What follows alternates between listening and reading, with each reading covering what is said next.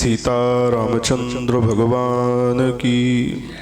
हरि ओम तच्छंजोरा वृणीमहे गातुं यज्ञान गातुं यज्ञपतये दैवी स्वस्तिरस्तु नः स्वस्तिर्मानुषेभ्यः ऊर्ध्वं जगातु भेषजं शन्नो वस्तुद्विपदे शञ्चतुपदे वाञ्छाकल्पतरुभ्यश्च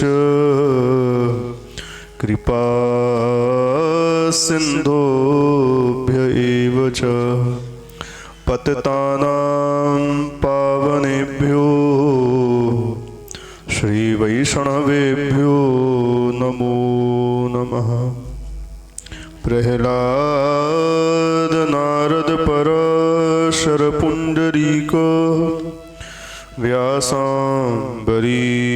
शुक शौनक भीष्मदाल्भ्यान् रुक्मांगदार्जुन वसिष्ठ विभीषणादि एतानहं परमभागवतान् नमामि। श्री गुरु अग्रदेव आज्ञादयी भक्तन को यश गाव भवसागर से तरन को नाही नान उपाव। बार बार वंदन करूं श्रीनाभा आभाएन काढ़यो गावा वेद को श्री भक्तमाल रस दैन। श्री प्रियादास जुग पद कमल मैं सुमरो बारंबार कीन्ही भक्ति रस बोधनी टीका सुख सार। श्री हरि जो आय विराजिए कथा सुनो इतिहास तुम श्रोता भक्त माल के तुम पद रज मम आस। तुम पीछे जोर हूँ श्रोता है रस खान तिनके सकल मनोरथ पूजबहु श्री भगवान। भक्त भक्ति भगवंत गुरु चतुर नाम बपुएक इनके पग वंदन किए नाशत विघ्न अनेक। लक्ष्मी नाथ समारंभा नाथया मुन मध्यमा अस्मदाचार्य पर्यंता वंदे गुरु परंपरां। यो नित्यमच्युतपदां भुजयुग्म रुक्म व्यामोहतस्तदितराणि तृणाय मेने।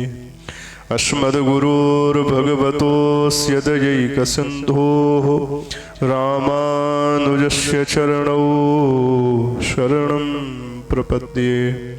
शाण्डिल्याः वयवंशवार्धिविधुं श्रीकौशलेशार्चकम् विश्वक्सेन यतीन्द्रदेशकपदद्वन्द्वारविन्दाश्रितम्। स्वाचार्ये स्वयतौ जगद्गुरुवरे श्रीरामनारायणे नित्यं सक्तमतिं जगद्गुरुवरं श्रीवासुदेवं भजे। स्वस्त श्रीवासुदेवं भजे। स्वस्त श्रीमते रामानुजाय नमः। स्वस्त श्रीमते भाष्यकाराय नमः। श्री परांकुश परकाल यतिवर बरबर प्रतिवाद भीकर गुरुभ्यो नमः।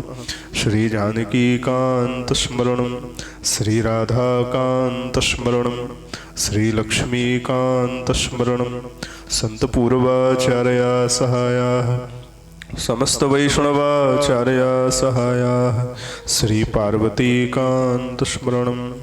बोलिए श्री सीताराम नाम महाराज की। श्री सीता रामचंद्र भगवान की, श्री राधा कृष्णचंद्र भगवान की, श्री लक्ष्मी नारायण भगवान की, श्री काशी विश्वनाथ भगवान की, श्री अन्नपूर्णा महारानी की, अपने अपने गुरु गोविंद की, श्री भक्तमाल ग्रंथ की, श्री बिल्वमंगल जी महाराज की, श्री जगन्नाथ भगवान की, श्री बद्रीनाथ भगवान की, श्री श्रीनाथ जी महाराज की, बोल वल्लभाधीश की जय जय श्री सीताराम। आइए दोबारा भगवान के दिव्य नाम का गान करें, किशोरी जी से उनकी कृपा की याचना करें। कृपा तो उनकी बरस ही रही है, पर और अधिक बरसे, जितनी बरस रही है उससे भी अधिक बरसे। और सही बात बताएं, किशोरी जी ने तो पूरी बरसा रखी है, लेकिन हम लोग उसको पकड़ नहीं पा रहे हैं। तो यही कृपा करें कि वो जो कृपा वो कर रही हैं वो हम और पकड़ पाए। प्रार्थना करते हैं, फिर भक्ति चरित्र का आनंद लेते हैं। कब तुम कृपा करोगी राधा रानी, कब तुम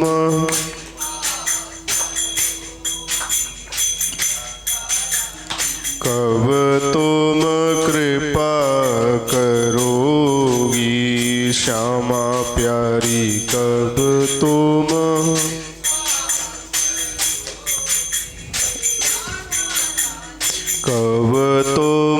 कृपा करोगी राधा रानी, कब तुम मेरो मन नित चलत कुमार्ग मेरो। हे किशोरी, मेरो मन नित चलत कुमार्ग में। रोज मन कुमार्ग पर जा रहा है। मेरो मन नित चलत कुमार्ग मेरो,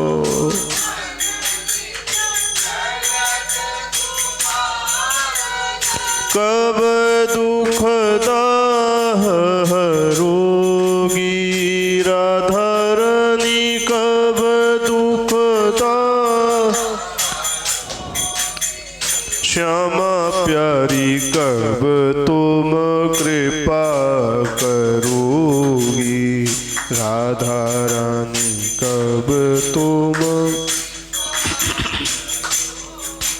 ओ श्यामा प्यारी, कब तुम कृपा करोगी राधा रानी।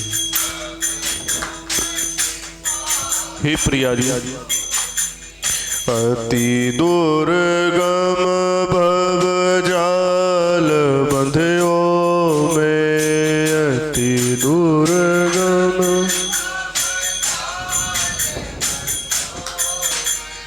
अति दुर्गम भव जाल बंध्यो में, अति दुर्गम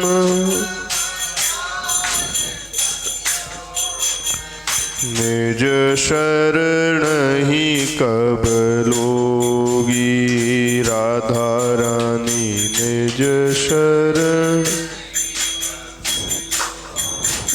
ओ श्यामा प्यारी, कब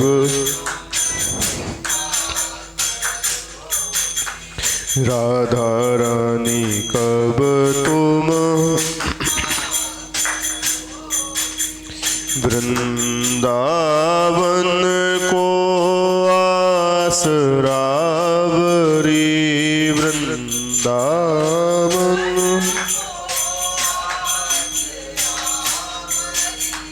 वृंदावन को आसरावरी, वृंदावन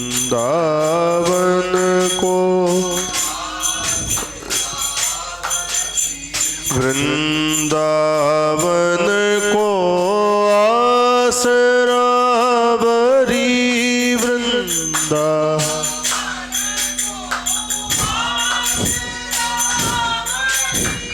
दर्शन कब तुम दोगी श्यामा प्यारी।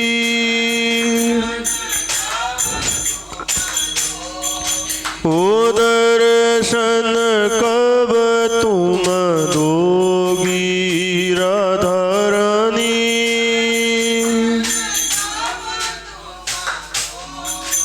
ओ श्यामा प्यारी कब तुम कृपा करोगी राधा रानी। कब तुम ओ श्यामा प्यारी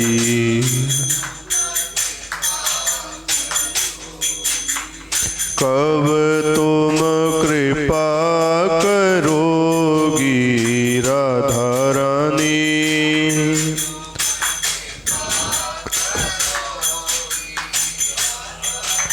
ओ कब तुम कृपा करोगी श्यामा प्यारी।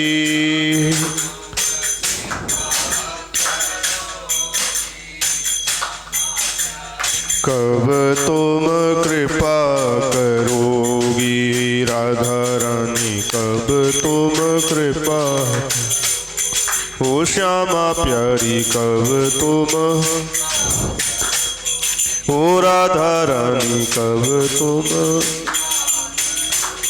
बरसाने वाली। कब तुम वृंदावन वाली। कब तुम गोवर्धन वारी। कब तुम कृपा वृषभानु दुलारी। कब तुम कृपा कीरत की प्यारी। कब तुम कृपा करो किशोरी प्यारी। कब तुम कृपा करो राधा महारानी। कब तुम कृपा मेरी राधा रानी। कब तुम कृपा करोगी। कब तुम कृपा करोगी राधा रानी। कब तुम कृपा कब तुम कृपा करोगी श्यामा प्यारी। कब तुम कृपा कब तुम कृपा करोगी राधा रानी। कब तुम कृपा करोगी। कब तुम कृपा करोगी श्यामा प्यारी। कब तुम कृपा करोगी राधा रानी। कब तुम कृपा करोगी। कब तुम कृपा करोगी। कब तुम कृपा करोगी। बोल बरसाने वारी की श्री वृषभानु दुलारी की। श्री वृंदावन बिहारी बिहारणी जू सरकार की जय जय।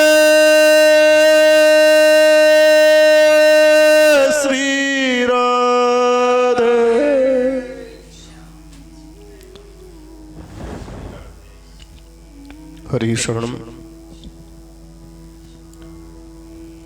श्री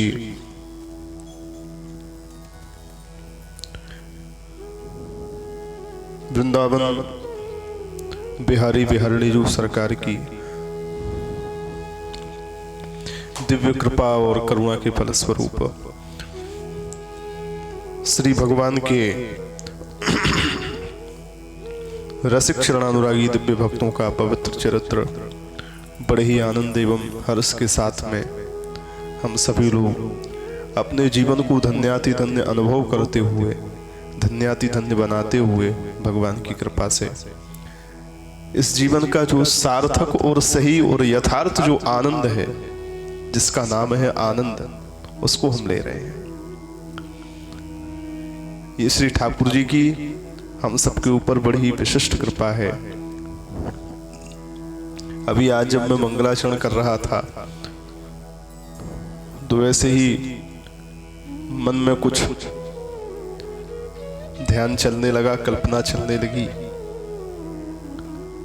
मंगलाचरण में नित्य भगवान से प्रार्थना की जाती है कि हे प्रभु, इस भक्तों की कथा के श्रोता, इस भक्तमाल के श्रोता आप हैं, है ना। पूर्व में हम पहले बताए भी हैं, इसलिए आप आए, विराजें, भक्त चरित्र को सुने।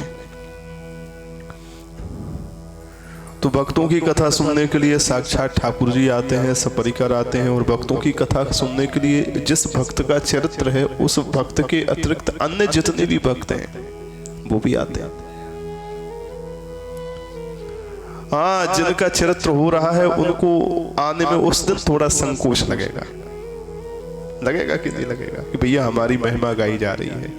तो अपनी महिमा भक्त तो कभी सुनना पसंद ही नहीं करेंगे, वो तो कान बंद कर लेंगे। प्रतिष्ठा शू करी विष्ठा, तो उनको उस दिन आने में संकोच लगेगा, पर अन्य जितने भक्त हैं वो आनंदित होंगे। भक्तमाल के श्रोता वह भी हैं। इसलिए पहले तो ठाकुर जी को बुलाते हैं, श्री हरिजू आए विराजिए, कथा सुनो इतिहास। और उसके बाद अन्य भक्तों को बुलाते हैं, तुम पीछे जो और हो, श्रोता है रसखान, वो भी आवे।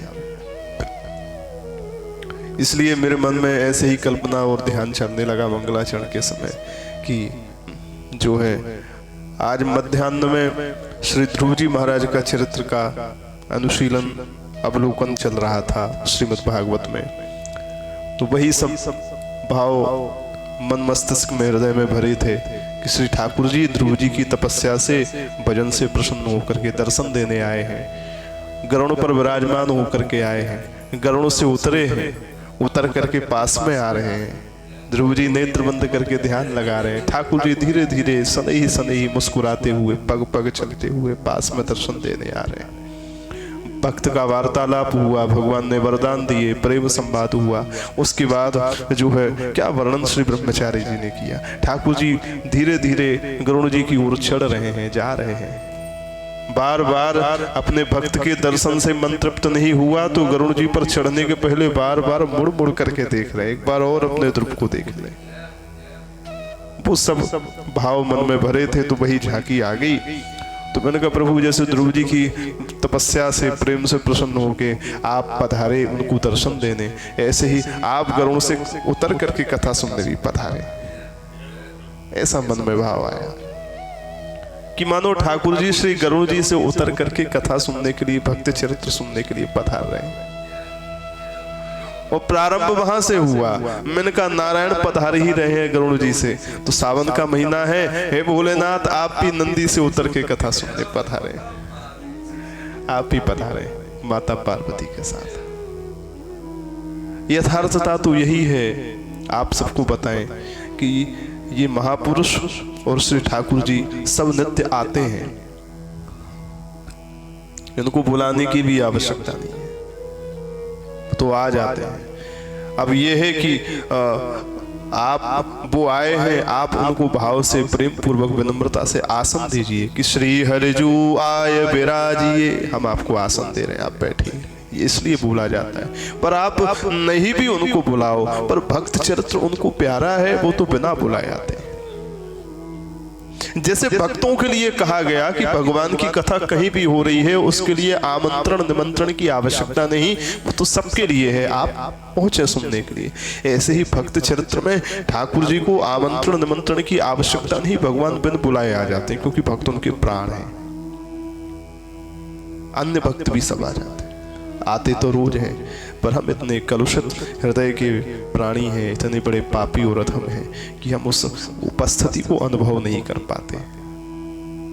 पर आज पता नहीं ठाकुर जी की क्या कृपा हुई कि मन में ऐसा भाव जगा कि ठाकुर जी गरुड़ से उतर रहे हैं, विराज रहे हैं, कथा सुन रहे हैं। और वो सब श्री ध्रुव जी महाराज की कृपा थी कि वो भाव मध्य रात दोपहर के मन में भरे थे, सो स्मृति हो आई। महाराज श्री ठाकुर जी को भक्त चरित्र अत्यंत प्रसन्न है। श्री ठाकुर जी भक्त चरित्र के बिना रह नहीं पाते।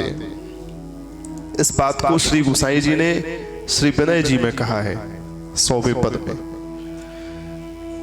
बड़ा प्यारा भाव है, एक बार उसको गुनगुनाएंगे, उसके बाद आगे के चरित्र में हम लोग चलेंगे।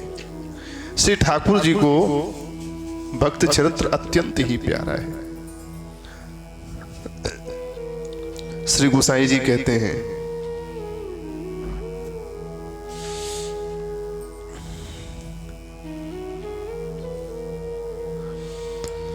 कि महाराज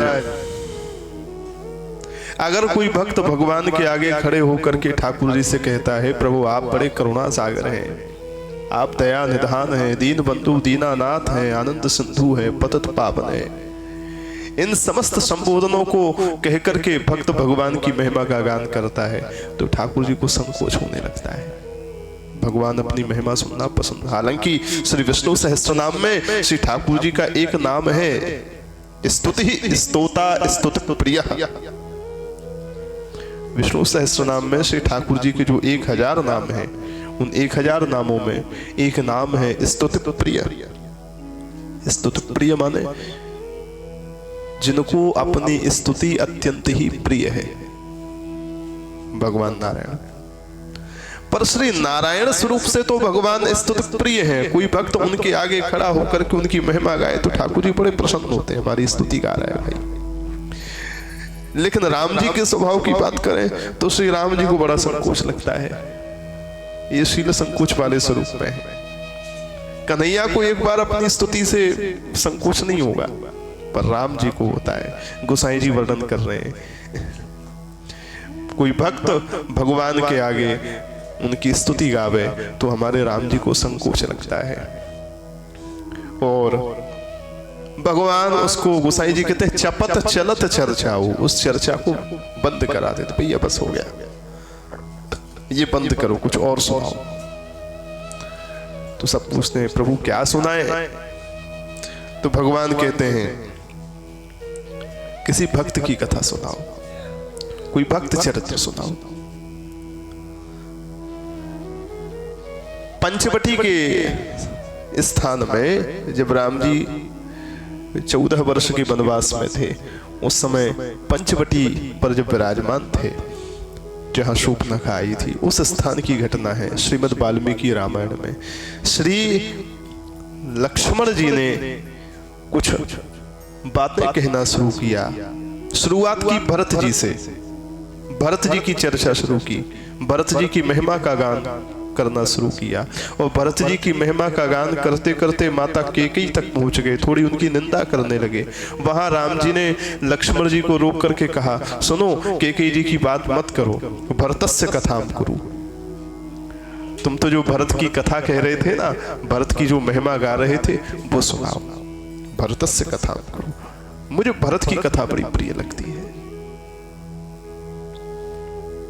कैकेयी जी से कोई भगवान को एलर्जी नहीं थी, उतनी ही प्रेम भगवान उतना ही कैकेयी मैया से भी करते थे, लेकिन बस वहां वो निंदा कर रहे थे। निंदा को रोकने के ब्याज के लिए कहा, ना ना कैकेयी मैया की चर्चा मत करो, कोई भक्त की निंदा तो सुन ही नहीं सकते, हाँ कथा सुन सकते हैं। और तुम कैकेयी मैया की प्रशंसा तो करोगे नहीं, राम जी जानते हैं, इसलिए कहा ये बंद करके भरतस्य कथाम करो, भरत की कथा करो। पूरी भी हो जाती है तो राम जी पुनः कहते हैं, भैया अभी मन नहीं भरा, एक बार फिर से करो। इतना प्रेम करते हैं भक्त चरित्र से। भगवान के आगे कोई भक्त चरित्र सुनावे, पूर्ण होने के बाद ठाकुर जी दोबारा शुरू करा देते हैं। और भगवान के आगे कोई, राम जी के आगे कोई राम जी की स्तुति करे तो राम जी बंद करा देते हैं, हमारी स्तुति मत करो। गोसाई जी कहते हैं, निज करुणा कर तूति भगत पर, निज करुणा कर तूति भगत, निज करुणा कर तूति भगत पर, निज करुणा।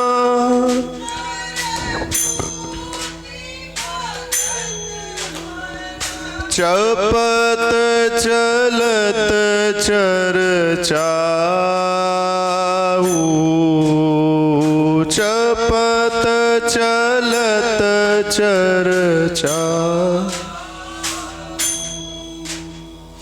सकृत प्रणाम प्रणत जस बरनत सकृत प्रणाम प्रणत जस बरनत सकृत प्रणाम प्रणत बरनत सुनत कहत फिर गाऊ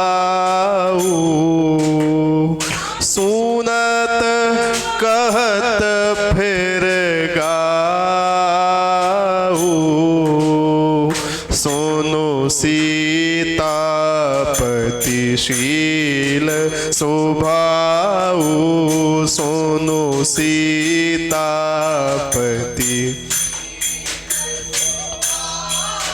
ओ सुनो सीतापतिशील स्वभाऊ सुनो सीता। ये राम जी का शील स्वभाव है जो गोसाई जी सुना रहे हैं। सुनो सीतापतिशील स्वभाऊ सुनो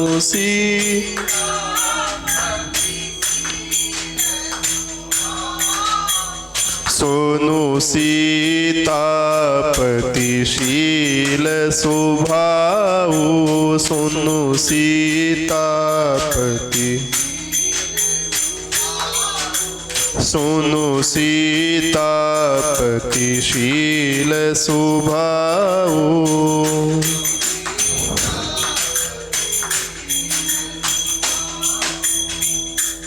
तो भगवान का स्वभाव है।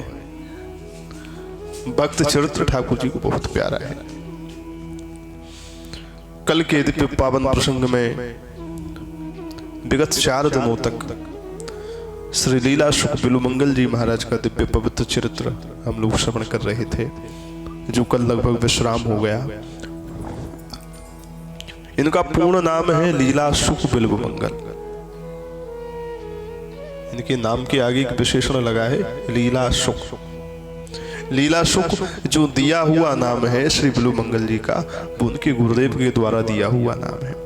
जब इन्होंने श्री कृष्ण करणामृत ग्रंथ में भगवान की दिव्य निकुंज की दिव्य लीलाओं का गायन किया, दिव्य प्रेम से भरी हुई दिव्य लीलाओं का गायन किया,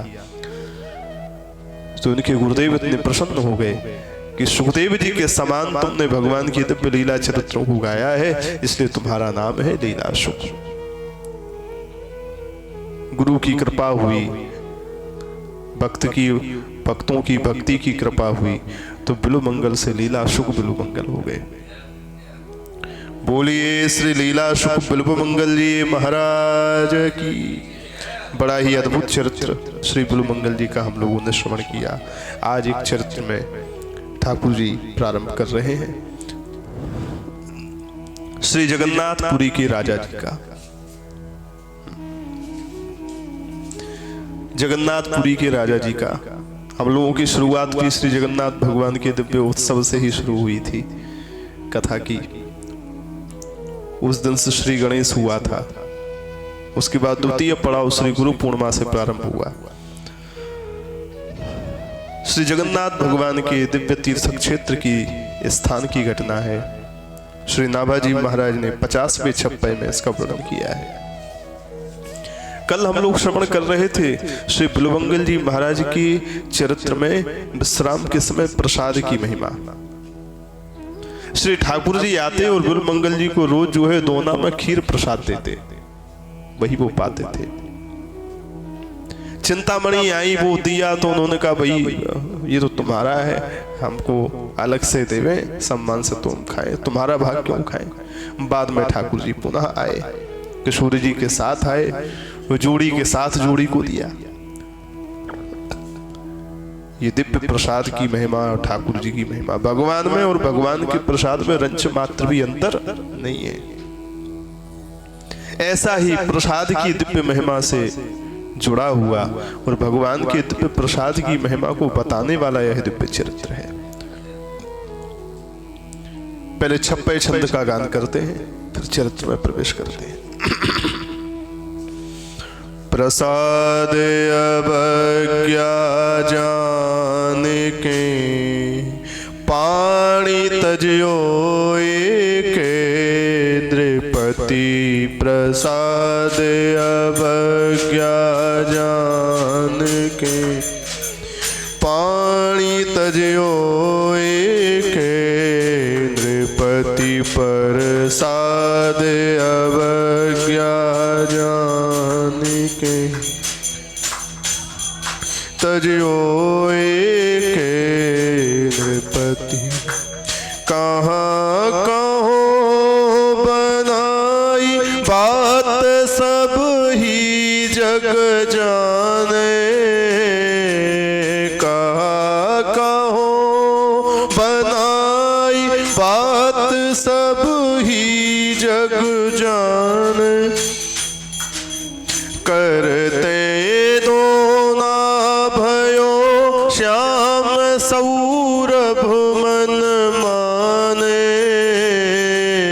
करते दो ना भयो श्याम सौरभ मन माने छप्पन भोगते पहले खींच कर माँ की भावे छप्पन भोगते पहले खींच कर माँ की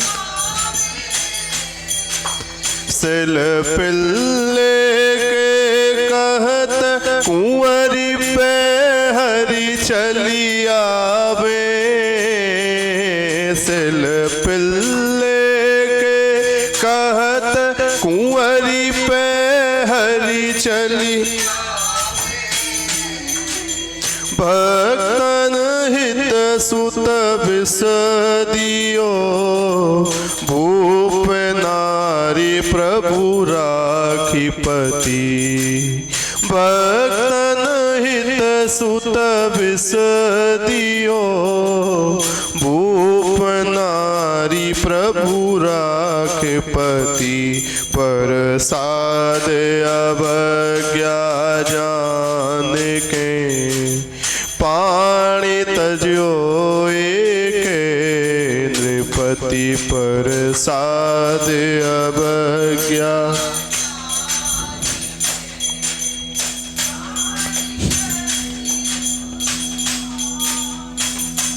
प्रसाद अवज्ञा जान के पाणी तजयो एके नृपति प्रसाद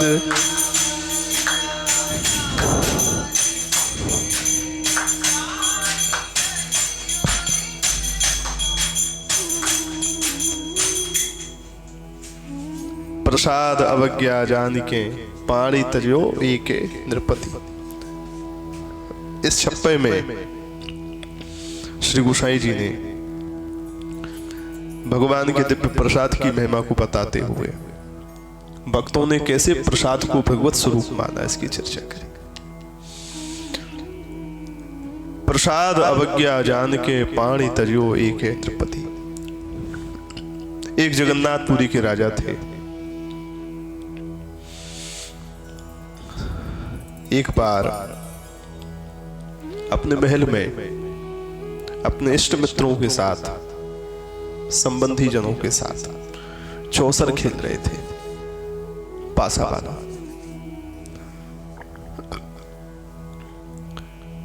खेले भूप चौपरी को आयो प्रभु भुक्त शेष, दाहिने में पासे बाएं छुओ मती गई है। श्री प्रियादास जी कहते हैं राजा चौपर खेल रहे थे। अब चौपर में एक प्रकार का जुआ ही कह लो।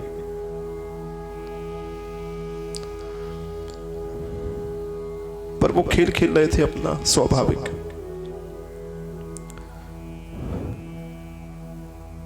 इस बात में मैं एक बात कहता हुआ आगे बढ़ूं।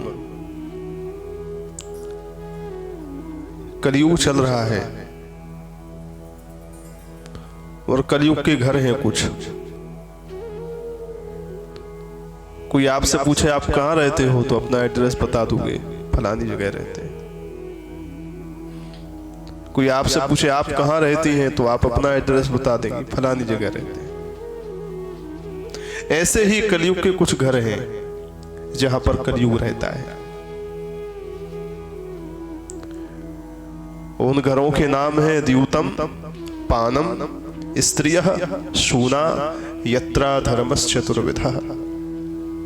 द्यूतम माने द्यूत कीड़ा अर्थात जुआ। ये कलयुग का घर है, यहां रहता है ठाट बाट से। पानम मदरा पान, बगल में ही ठेका, कलयुग का घर है। स्त्रियः व्यभिचार, परदारा में रति, ये कलयुग का घर है।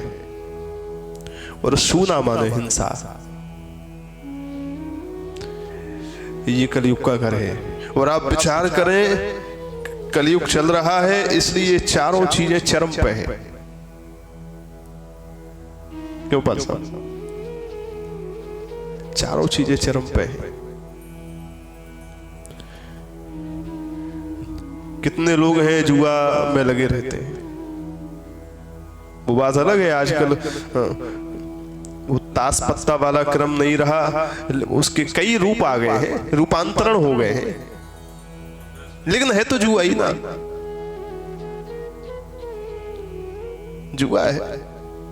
सोशल मीडिया पे देखो कितना प्रचार आता है महाराज। आप टीम बनाएं, आपको इतना पैसा मिलेगा, पहला इनाम 1 करोड़ का। प्रचार आते हैं, उनका प्रचार हो रहा है बाकायदा। क्या बोलेंगे आज की भाषा में, ज्यादा अंग्रेजी तो हमको आती नहीं। कल की कथा में हम बोलना चाह रहे थे टाइपराइटर, निकल गया ट्रांजिस्टर। बोलो राधे राधे। हाँ, तो हमको तो भैया ज्यादा अंग्रेजी आती नहीं है, जो सुनने वाले लोग हैं वो समझ लें। हम बाहर टाइपराइटर की बात कर रहे थे, ऐसी मैं आज की भी बात कर रहा हूं। जो भी बोलते हो, पर शास्त्र की भाषा में हम बता सकते हैं, उसको द्यूत बोलते हैं। द्यूत कीड़ा अर्थात जुआ। तो आजकल महाराज कितना हावी है, रूपांतरण हो गया उसका। लोग मोबाइल से जुआ खेल रहे हैं,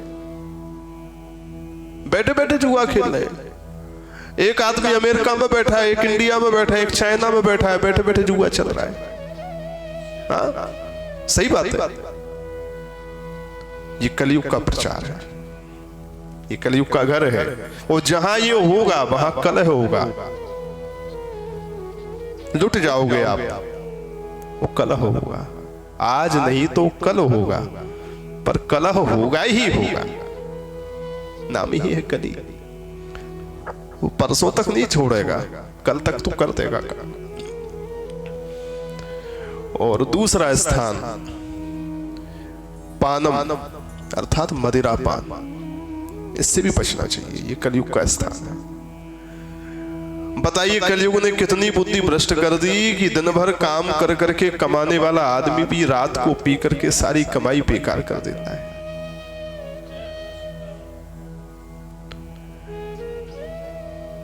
एकांत ढूंढ ढूंढ करके पीता है, और जिनको लज्जा नहीं वो तो सबके सामने पीते हैं। हर प्रकार के लोग हैं। कई बार हमारी ये दृष्टि पड़ जाती है, रोड पर लोग जो है गाड़ी रोक करके साइड में लगा करके, और जो है अपना निकाली बोतल, वो निकाला गिलास, वो पीने बैठ गए। तो हम यहीं अपने दरवाजे के बाहर ही खड़े रहते हैं। बाप रे, ये क्या हो रहा है? यहीं से दिखता है कि हाईवे पे चल क्या रहा है। पानम मदरा, ये कलयुग का स्वरूप है। वो पीने के बाद जब वो मस्त होता है तो वो कलह करता है। घर में जाकर के पत्नी को मारेगा, बच्चे को 10 गाली देगा, 10 गाली खाएगा भी, उसके बाद नाली में पड़ा रहेगा, लगेगा कि क्षीर सागर में आनंद ले रहे हैं। हाँ, उसके लिए तो वही क्षीर सागर है। और कोई निकालने भी आए ना, मदरा पिया हुआ व्यक्ति अगर नाली में पड़ा हो और कोई अच्छे लोग आ जाए, अरे राम राम बताओ कितना मच्छर लग रहा है, गंदगी में पड़ा है, चलो दयावश वो बाहर भी निकाले, बोले अरे बाहर मत निकालो मेरे को, क्यों? यही आनंद आ रहा है, सच में नहीं निकलना चाहता बाहर। शुकर की बुद्धि हो गई। पानम, ये कलयुग है। स्त्रियः, तीसरा है व्यभिचार, परदारा स्पर्श, परदाराभिगमन। और देखिए इस कलिकाल में ये कितना चरम पर है। जिस कथा को हम सुनते रहते हैं, सुन रहे हैं भक्तमाल के माध्यम से, कभी रामायण के माध्यम से, कभी कृष्ण चरित्र के माध्यम से, राम जी के 24 अवतारों में भगवान के 2 अवतार मुख्य हैं, एक राम और एक कृष्ण।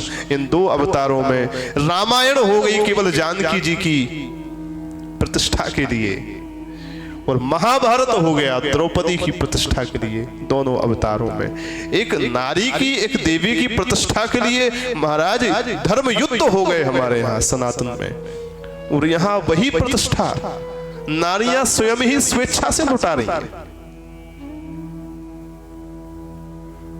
जो लुटाने वाली नहीं है उनके साथ जबरदस्त बलात् उनको लूटा जा रहा है। दोनों प्रकार के कर्म है। कुलीन से कुलीन स्त्रियां भी, जिनके अच्छे अच्छे कुल खानदान हैं, उनके अंदर भी इस कलयुग ने प्रविष्ट होकर के न जाने कैसी विचारधाराएं बना दी। महाराज ये विचारणीय तथ्य है। व्यभिचार, जहां एक तरफ पतिव्रता के लिए कहा गया, सपने हो दूसर पुरुष जगनाही, तहां कलयुग में स्त्री का स्वरूप कितना बदल गया। भगवान की कृपा है कुछ माताओं पर जो विशेष हैं, आज भी हैं, ऐसी बात नहीं है। उन पतिव्रताओं को, उन माताओं को हम दंडवत प्रणाम करते हैं जो एकदम पवित्र हृदय वाली हैं। लेकिन आज के माहौल को देख करके तो बहुतायत तो बिगड़ गया है, विचारधाराएं लोगों की बदल गई।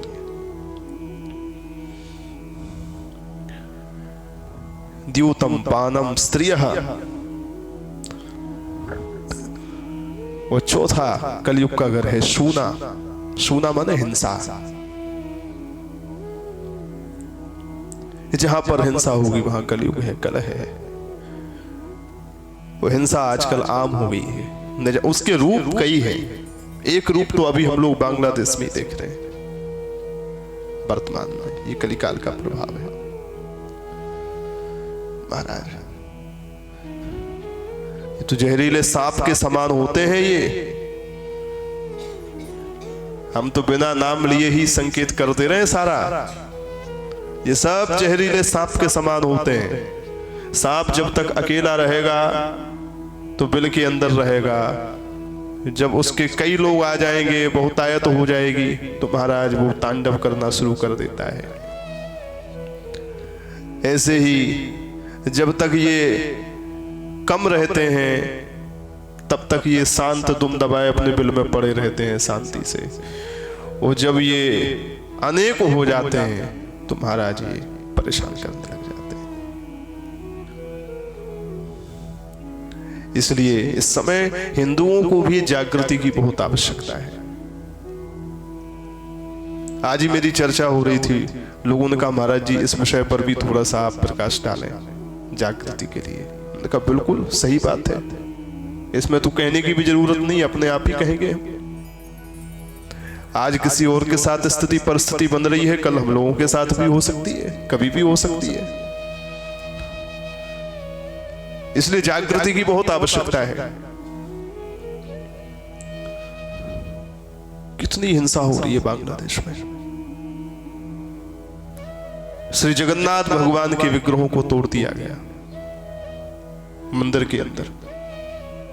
वो पुजारी पर क्या बीती। और वो पुजारी तो छोड़ो महाराज, हम सब जगन्नाथ जी के पुजारी ही हैं। जितनी पीड़ा उसको हो रही है उतनी पीड़ा हमको भी होनी चाहिए अगर नहीं हो रही तो। क्योंकि ठाकुर जी तो हम सबके हैं, किसी एक के थोड़ी है। तो हम तो नहीं जा रहे तुम्हारे मस्जिदें तोड़ने, तुम मंदिरों को क्यों तोड़ रहे हो भाई?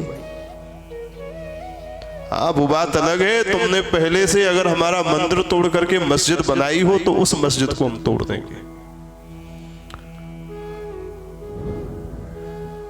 तो जब तक अकेले हैं तब तक तो भाईचारा भाईचारा है, और जहां बहुत हो गए तब इनका कोई भाईचारा नहीं। इसलिए शूना अर्थात हिंसा ये कलयुग का घर है। द्यूतम पानम स्त्रियः शूना यत्रा धर्मश्चतुर्विधा, ये 4 स्थान है जहां अधर्म का मित्र कलयुग कौन है? भागवत में कहा गया अधर्म बंधु। अधर्म बंधु माने अधर्म का मित्र है कलिकाल। इसकी अधर्म से साठगांठ है। अधर्म को अपना बढ़ावा करना होता है, संसार में फैलना, राज्य व्याप्त करना होता है, तो अपने मित्र के द्वारा फैलता है, कलयुग के द्वारा। अधर्म बंधु है। और ततो नृतम मदम कामम रजो वैरम च पंचमम, श्री शुकाचार्य जी, परीक्षित जी और श्री सूत जी शौनक जी को समझाते हुए इस विषय को भागवत में कहते हैं कि जहां जुआ होगा वहां क्या होगा? बोले अनृतम। अनृतम माने झूठ, वहां झूठ आएगा।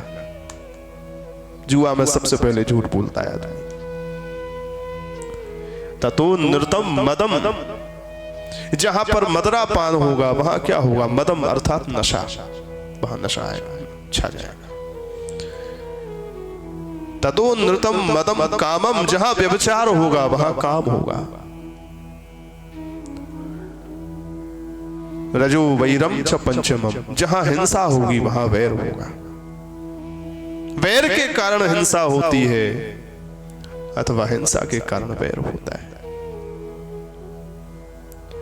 इन चारों से बचने की आवश्यकता। अब कलयुग से बचना हो, भले ही कलिकाल में हम रह रहे हो, ये बात बहुत अच्छी है, सब इस बात को नोट करें। जो सुन रहे हैं बाहर भी, उनको भी मैं कह रहा हूं कि कलयुग में रहते हुए अगर कलयुग से बचना चाहते हैं हम, तो इन 4 चीजों से बच जाओ। आप कलयुग में भी सतयुग में रह लोगे। ये 4 चीजें क्या है? बोले जुआ से बचो, व्यभिचार से बचो, मदरा पान से बचो, व्यर्थ ही हिंसा से बचो। हिंसा केवल शारीरिक ही नहीं, वाणी के द्वारा भी हिंसा हो जाती है। किसी को कटु वचन मत बोलो, मन वचन कर्म से हिंसा से बचो। आप इन 4 चीजों पर अगर रोक लगा देंगे अपने जीवन में, कलयुग में भी आप सतयुग का अनुभव करेंगे। आपके जीवन में परम शांति आ जाएगी। और जहां इन 4 चीजों में से कुछ भी पकड़े तो महाराज समझ लो कलिकाल आपको पकड़ लेगा। इसलिए लेकिन आज के जमाने में क्या है आपको पता है? एक बड़ी अच्छी एक महापुरुष ने बात कही कि लोगों को मदरा पीने में शर्म नहीं आती, लोगों को सिगरेट पीने में शर्म नहीं आती बाबा, लेकिन मंदिर जाने में शर्म आती है, तिलक लगाने में शर्म आती है, चोटी रखने में शर्म आती है, संतों को, वैष्णवों को, बूढ़े बुजुर्गों को, माता पिता को दंडवत करने में शर्म आती है, लेकिन मदरा पान करने में, जुआ खेलने में, सिगरेट पीने में, यहां तक कि 100-200 गाली सुनाने में भी कोई शर्म नहीं आती। अब कितना उल्टा हो गया। गाली सुनाने में शर्म आनी चाहिए, लेकिन गाली सुनाने में शर्म नहीं आएगी, प्रणाम करने में शर्म आएगी। आजकल बच्चों को कह करके सिखाना पड़ता है कि प्रणाम करो। अरे ये तो स्वाभाविक संस्कार होना चाहिए। इसलिए कहा शर्म करो मद सेवन में सुत। अगर शर्म ही करनी है तो मदरा पीने में शर्म करो, शर्म ही करनी है तो जुआ खेलने में शर्म करो, शर्म ही करनी है तो व्यभिचार से डरो, इससे में लज्जा रखो। तिलक लगाने में, कथा सुनने में, सत्संग में जाने में हम सोचने लगते हैं कि सोसाइटी में हमारी कैटेगरी कहीं कम ना हो जाए, लोग हमको कहीं ताना ना मारने लगे, अरे आजकल तुम ज्यादा कथा में जाने लगे हो। इस उम्र में अभी से जा रहे हो, शर्म लगती है।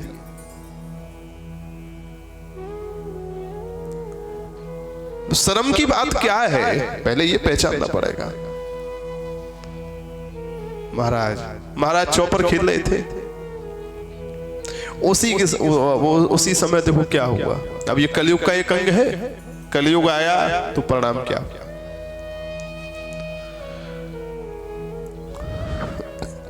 खेले भूप चौपरी को आयो प्रभु भुक्त शेष। खेले भूप चौपरी को आयो प्रभु भुक्त शेष। दाहिने में पासे बाएं छुओ मती गई है। दाहिने में पासे बाएं छुओ मती गई। ले गई रे साय के फेराय माँ दुख पाय। उठ्यो नर देव गृह गयो सुनी नहीं है। उठ्यो नर देव गृह गयो सुनी नहीं। खेले भूप चौपरी को आयो प्रभु भुक्त शेष। खेले भूप चौपरी को आयो प्रभु भुक्त शेष।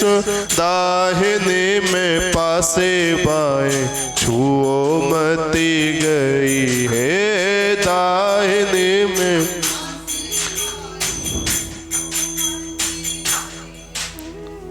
महाराज ये खेल रहे थे चौपर। उसी समय जगन्नाथ भगवान का दिव्य थाल में 56 भोग का प्रसाद पंडा पुजारी लेके आए। रोज आता था राजा के यहाँ, नीलाचल धाम के राजा वहां के, उसी समय लेके आए। अब जब लेके आए तो राजा तो उस समय व्यस्त थे, जबकि राजा भक्त हैं। लेकिन वही बात है ना, कलयुग का जैसे ही हम स्पर्श करते हैं, जहां कलयुग रहता है ऐसा कोई भी काम करने लगते हैं तो सबसे पहले कलयुग हमारे बुद्धि विवेक को हर लेता है। मती गई है, बुद्धि खींच ले गया। महाराज परीक्षित के चरित्र में यही ना हुआ, थोड़ा सा कलयुग को मौका मिला, मती खींच के ले गया। नहीं तो जो मस्तक हमेशा संतों के चरणों में झुकता था, वो महाराज कभी किसी संत के कंठ में मरा हुआ सर्प डाल सकते हैं? नहीं डाल सकते। किसके द्वारा कराया गया? कलयुग के द्वारा कराया गया। मौका उसको कहां से मिल गया? जो दे रखा था महाराज मुकुट, उसके माध्यम से मौका मिला। सोने में भी तो पास दिया था। इसलिए इन चीजों से बचो, कलयुग को मौका ही नहीं मिलेगा। महाराज प्रसाद आया तो रोज जो है दोनों हाथों से उठ करके प्रसाद को लेकर के माथे से लगाते थे, जगन्नाथ भगवान का स्मरण करते थे राजा। पर आज जब चौपर में व्यस्त थे तो जैसे ही प्रसाद आया तो चौपर में ही पूरा मन रमा हुआ था महाराज का। और महाराज का मन चौपर में ही पूरा रमा हुआ था। तो महाराज ने जो है आए हुए प्रसाद को दोनों हाथों से ना लेकर के, एक हाथ में पासे थे, बाएं हाथ से छू लिया और कहा कि आप भीतर दे दीजिए। पंडा को ये बात बहुत बुरी लगी। भगवान का प्रसाद साक्षात भगवत स्वरूप होता है। ठाकुर जी ने कृपा करके अपना प्रसाद भेजा और राजा ने बाएं हाथ से छू लिया। चौपर में इतने व्यस्त की प्रसाद पाने की इनके पास समय नहीं, और कह दिया कि भीतर दे दो। पंडा भी बड़े भगवान के भक्त थे, उनको भी चढ़ गई अपनी दम, मैं तैयार हूं भीतर, तो ले जाऊंगा वापस। महाराज थाल को भीतर राजमहल में ना देख करके वापस ले गए रसाए के। नाराज हो गए और नाराज होकर के पंडा जो है उस प्रसाद को वापस ले गए। इधर क्या हुआ? राजा का चौपर का खेल पूरा हुआ। जब चौपर का खेल बाबा पूरा हुआ तो खेल होने के बाद कलयुग जैसे ही छूटा तो बुद्धि फिर स्थिर हुई, ठीक हुई थोड़ी। और ये भगवान का प्रसाद आया था, पंडा जी लेके आए थे और हमने उस समय भीतर रख दिया, चलो चलो चलो भीतर जाएं। भीतर जाकर के कहा प्रसाद कहाँ है? बोले यहाँ तो आया ही नहीं। जैसे ही सुना नहीं आया, बोले लाए नहीं? बोले वो तो नाराज होकर चले गए 4 सुनाते हुए। पंडा जी की गलती नहीं, गलती मेरी है। पुजारी की गलती नहीं, गलती मेरी है। साक्षात भगवान का प्रसाद आया था, मेरे को दोनों हाथों से ग्रहण करके मस्तक से लगा करके भगवान के प्रसाद को ग्रहण करना चाहिए था। पर मैं चौपर में इतना व्यस्त हो गया कि मैंने जो है बाएं हाथ से छू लिया, दाहिने हाथ से मैंने स्पर्श भी नहीं किया, पाया भी नहीं। मेरे से अपराध हुआ है, और अपराध किससे हुआ है? मेरे हाथ से हुआ है। राजा कह रहे हैं मेरे हाथ से हुआ है। दाहिने हाथ जिस हाथ से प्रसाद पाना था, उस हाथ ने प्रसाद तो पाया नहीं, पाने की तो छोड़ो स्पर्श भी नहीं किया। इस हाथ से अपराध हुआ है। बाएं ने तो कम से कम छू भी लिया था। राजा को बड़ी चिंता हो गई। प्रसाद अवज्ञा जानी के, प्रसाद की मैंने अवज्ञा की है, क्योंकि भगवान का प्रसाद तो भगवान का ही स्वरूप है। प्रसादम जगदीशस्य अन्नपानादिकं च यत् ब्रह्मवन् निर्विकारम यथा विष्णु तथैव तत्। हमारे शास्त्र कहते हैं प्रसादम जगदीशस्य, भगवान का ये जो प्रसाद है ये कैसा है? ब्रह्मवन् निर्विकारम, साक्षात ब्रह्म के समान है, परब्रह्म के समान है। राम जी का प्रसाद राम जी के समान है, कन्हैया का प्रसाद पूर्ण कन्हैया के समान है, श्रीमन नारायण का प्रसाद नारायण के समान है। ब्रह्मवन् निर्विकारम, उसमें किसी भी प्रकार का विकार नहीं। जब तक ठाकुर जी ने आरोगा नहीं था तब तक उसमें विकार थे, अन्न के दोष थे। भगवान ने जैसे ही उसको पा लिया और पाने के बाद वह उच्छिष्ट हो गया, भगवान के दिव्य अधरों का स्पर्श उसको हो गया, फिर वो निर्विकार हो गया। ना उसमें सत्व है, ना उसमें रज है, ना उसमें तम है, वो तो दिव्य भक्ति और भगवान का स्वरूप है महाराज। ब्रह्मवन् निर्विकारम यथा विष्णु, जिस प्रकार से भगवान है तथैव तत्, बिल्कुल उसी प्रकार से भगवान का वह प्रसाद है। इसमें कोई अंतर नहीं, ये सब प्रसाद है। ये जो कथा हम सुना रहे हैं, ये भी भगवान का प्रसाद है। ये जो प्रकृति जो दिख रही है ये भी भगवान का प्रसाद है। प्रसाद मान करके सब जगह भगवान का दर्शन करो। इसलिए राजा ने कहा मेरे से अपराध हुआ, भगवान का प्रसाद घर में आया और मैंने स्पर्श तक नहीं किया दाहिने हाथ से। एक ने तो चलो कर भी दिया था, गलती मेरी है। इतनी चिंता हो गई, इतनी चिंता हो गई कि लियो अनशन। अनशन माने ना भोजन करना छोड़ दिया, पानी पीना छोड़ दिया। रानी ने समझाया महाराज कब तक नहीं खाएंगे? बोले जब तक इसको कुछ दंड नहीं दे देंगे तब तक नहीं खाएंगे। भैया राजा हैं, सिंहासन पर बैठ करके आए दिन प्रजा के जो भी अन्याय होते हैं उनका हम न्याय कर करके उन लोगों को दंड देते हैं, तो खाली प्रजा के लिए ही थोड़ी दंड है। अगर मुझसे भी कोई अपराध बने तो दंड तो मेरे लिए भी है। तो जैसे मेरे राज्य में तुरंत ही दंड के अधिकारी अपराधी व्यक्ति को तुरंत दंड दिया जाता है, तो जब तक मैं दंड नहीं भोग लूंगा तब तक प्रसाद नहीं पाऊंगा। तो महाराज भोगो। राजा ने कहा पहले ये तो समझ लें कि दंड मिलना क्या चाहिए। सभा बुलाई आपातकालीन, मंत्री, सेनापति, बड़े बड़े बूढ़े बुजुर्ग, आचार्य, विद्वान, कुलगुरु सब सभा में बैठ गए। राजा भी अपने सिंहासन पर बैठ गए। चिंता की लकीरें मस्तिष्क पर थी। ब्राह्मणों ने, विद्वानों ने, मंत्रियों ने पूछा महाराज आप बड़े चिंतातुर दिख रहे हैं, आखिर की बात क्या है? राजा ने कहा एक न्याय करना है, समझ नहीं आ रहा कि क्या न्याय है।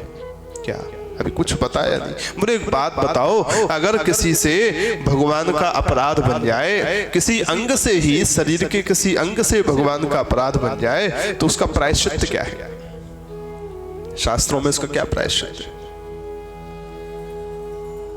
ब्राह्मणों ने कहा महाराज पूछ रहे हैं तो जैसा प्रायश्चित होना चाहिए वैसे बता दे। बोले महाराज अगर किसी अंग से भगवान का अपराध बन जाए तो प्रायश्चित तो यही है कि उस अंग को काट के फेंक दो। कोई प्रमाण? बोले प्रमाण यह है कि भगवान शंकर का अपराध बना था देवताओं से, ऋषियों से। उदाहरण दे दिया।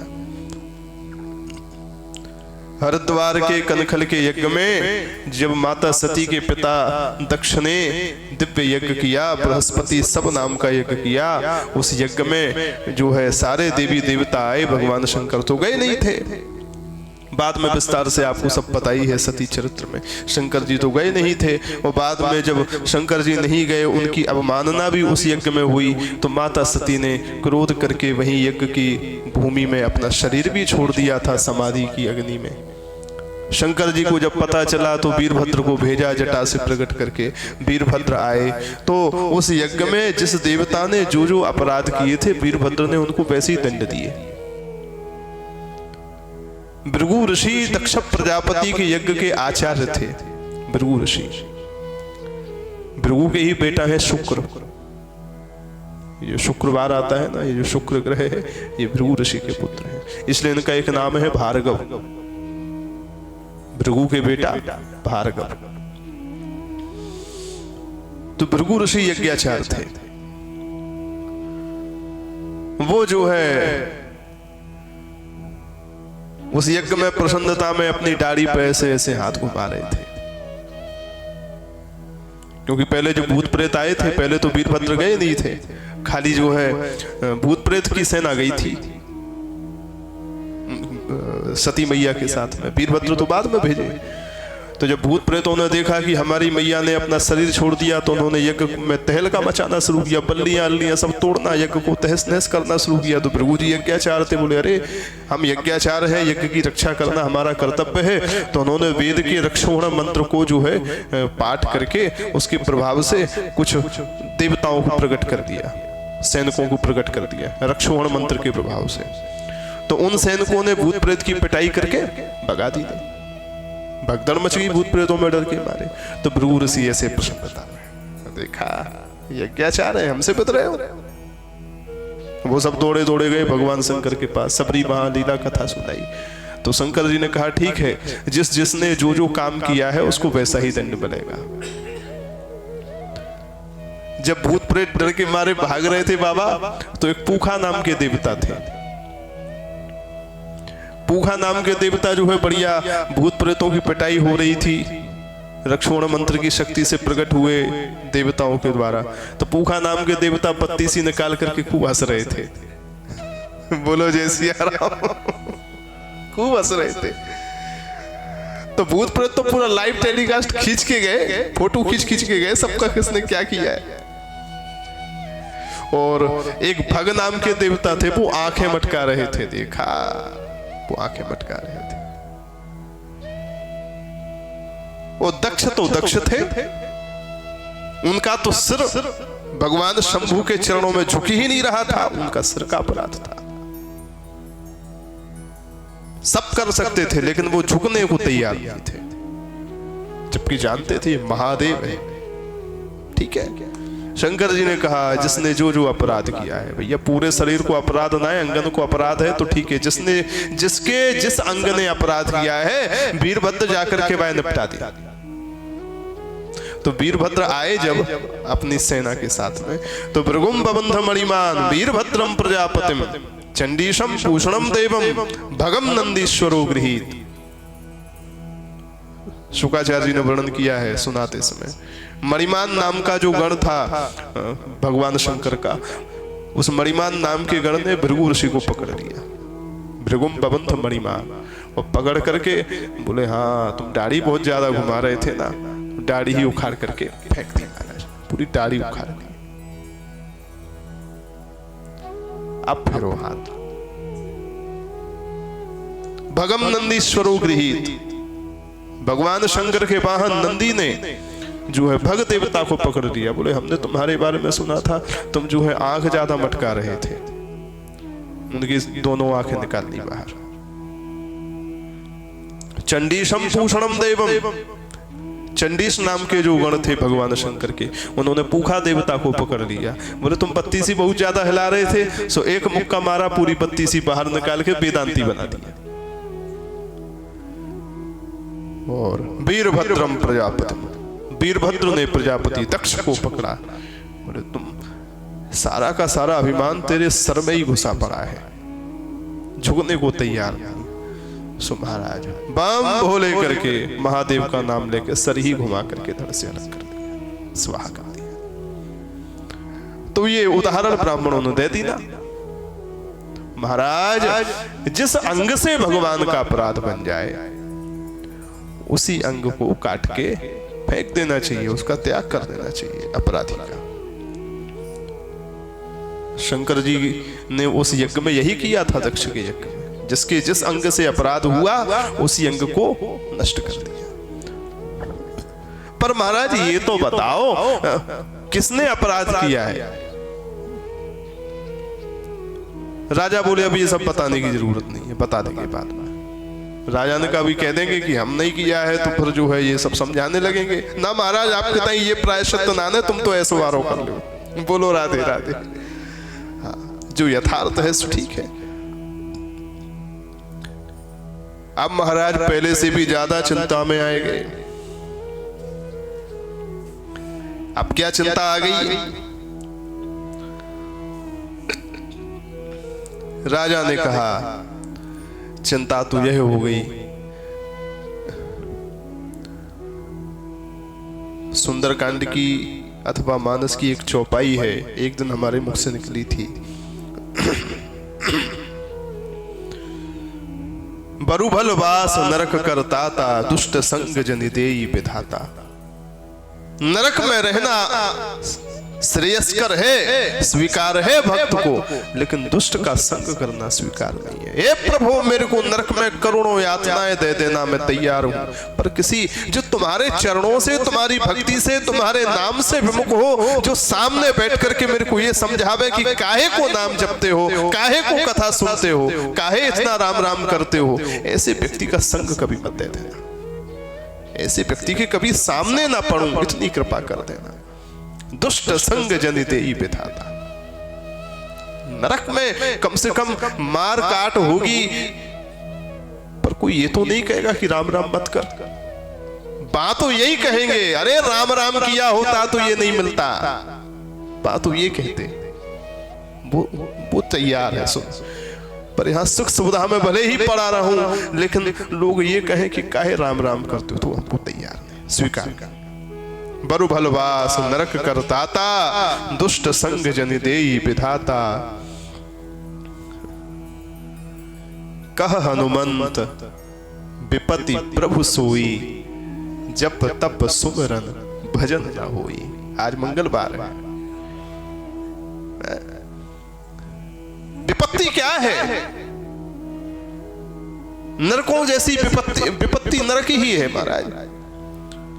नरक में विपत्ति ही मिलती है, लेकिन असली विपत्ति क्या है? श्री हनुमान जी महाराज कहते हैं, जब जब आपका स्मरण नहीं हो पाता, जब जब आपका भजन नहीं हो पाता, जब जब आपका चिंतन ध्यान आपकी कथा सुनने सुनाने को और कहने को नहीं मिल पाती, वही मेरी सबसे बड़ी विपत्ति है।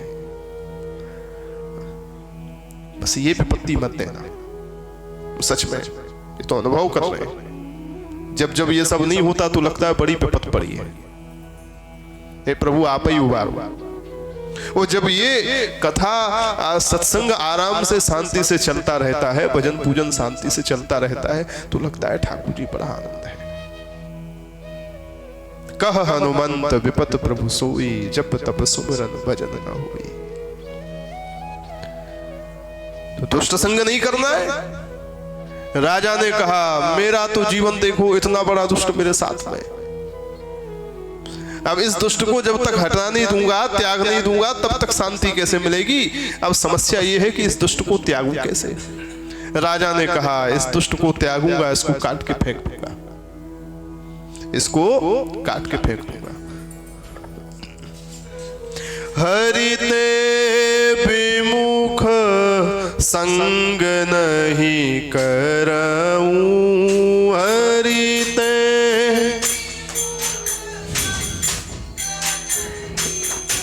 निर्णय ले लिया। हरि ते विमुख संग नहीं करऊं, हरि ते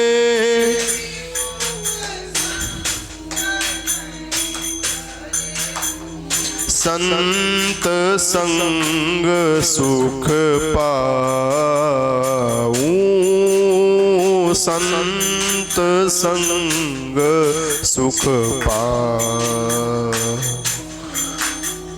मन समेत सब ही इंद्रन को, मन समेत सब ही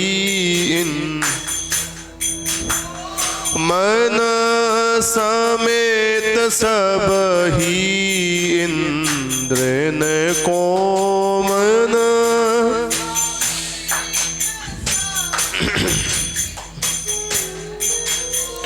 हरि के भजन लगाऊं, हरि के भजन लगा। जो अपराध करे मेरो अंग, जो अपराध करे, जो अपराध करे मेरो अंग, जो राजा कह रहे हैं। अब यही निर्णय है। ताको काट बहाऊं, ताको काटी,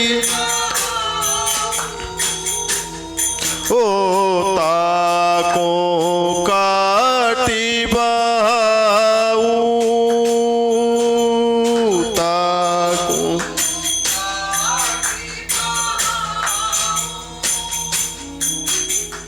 हरि तजी कबहुआन की आशा, हरि तजी कबहुआन की, हरि तजी कबहुआन की आशा, हरि तजी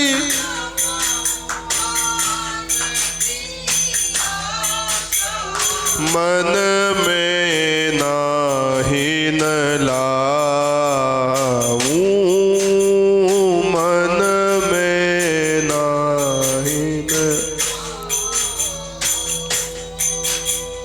करी के शपथ कहते हरिदासा, करी के शपथ कर ली।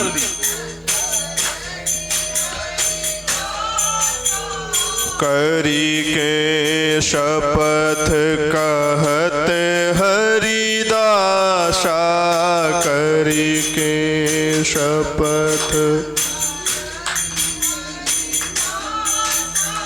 यह पन नाही भुलाऊं,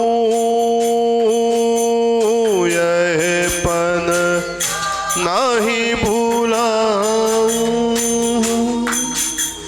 हरि ते विमुख संग नहीं करऊं, हरि ते विमुख संत संग सुख पाऊं, संत संग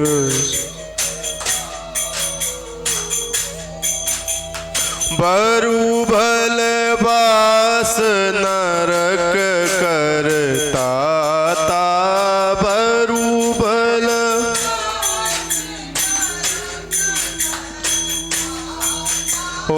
बरु भल वास नरक करता ता बरु भल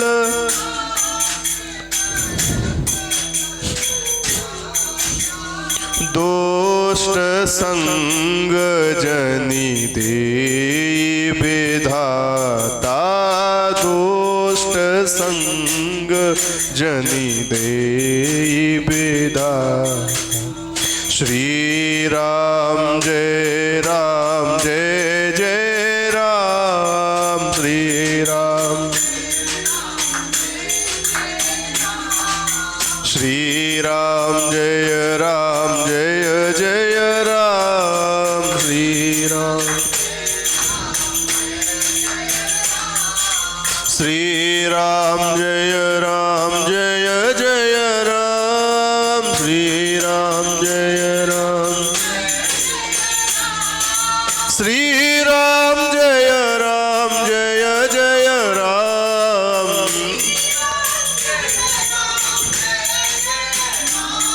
ओ श्री राम जय जय राम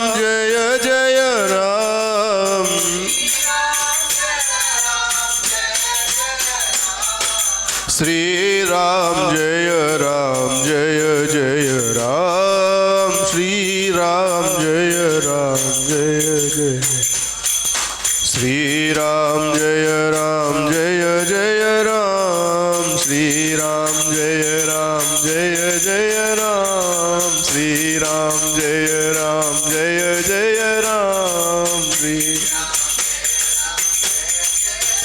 बोलो श्री राम जय जय राम श्री राम जय बोलो श्री राम जय जय राम श्री राम जय महाराज राजा ने कहा कि दुष्ट संग जनि देई विधाता। हे प्रभु सब देना लेकिन दुष्ट का संग मत देना। अब तो चिंता बैठ गई है, इतना बड़ा दुष्ट हमारे संग में भगवत अपराधी है, यह कैसे निकालूं? अपने से काटूंगा तो गड़बड़ है। अगर मैं अपने से काटूं तो लोग कहेंगे कि राजा की बुद्धि खराब है का। वो अपने से काटने का मौका भी नहीं मिलेगा, क्योंकि हमेशा अंगरक्षक साथ में रहते हैं। कब मौका मिले, कब काटूं? चिंता हो गई। काटे हाथ कौन मेरो, मेरा हाथ कौन काटेगा? राजा ने कहा इतने बड़े बड़े न्याय किए और इतनी बड़ी बड़ी युक्तियां बनाई, इसके लिए भी कुछ युक्ति बनाई जाए जिससे मेरा हाथ कट जाए। चिंता में बहुत रहते थे। एक दिन मंत्री आए, बोले महाराज आजकल आप कुछ ज्यादा ही चिंता में हैं। चिंता किस बात की है? अरे लालत है हमको, हम आपके मंत्री हैं, सचिव हैं, सलाहकार हैं, हमारे होते हुए आप हमारे महाराज चिंता करें, क्या समस्या है हमको बताइए। राजा ने सबरी बात बताई दी। वो कथा क्या बताई? राजा बोले मंत्री जी क्या करें, आजकल हम रात रात भर सो नहीं पा रहे चिंता के मारे। महाराज क्यों नींद नहीं आती, क्या चिंता है? राजा ने कहा रात को जब हम अपनी सैया पर सोते हैं तो रात को रोज हमारे कक्ष में जो रोशनदान है, जो खिड़की है वातायन, उस खिड़की पर रोज जो है एक प्रेत आता है। कौन आता है? प्रेत। और रोज जो है वो प्रेत आकर के फिर हल्ला मचाता है, हुआ हुआ करता है। मेरे को बड़ा डर लगता है। और गजब की बात तो मंत्री जी ये है कि खिड़की पर प्रेत आकर के रहता तो बाहर है, कमरे के अंदर आता नहीं, लेकिन बाहर से ही खिड़की के अंदर जो है अपना हाथ लटका देता है ऐसे। मुझे बड़ा डर लगता है कि उसका हाथ बढ़ता बढ़ता बढ़ता बढ़ता मेरे पास ना आ जाए, हल्ला मचाता है। रोज दिखाई देता है। न जाने कितने दिन बीत गए, इस चक्कर में जो है नींद नहीं आ रही डर के मारे। अरे बोले महाराज इतने बड़े बड़े युद्ध जीते, इतने बड़े बड़े योद्धाओं को आपने रणभूमि में जो है चकनाचूर कर दिया, एक प्रेत से डर रहे हो? अरे भाई तो मैं ही निपटाए दूंगा।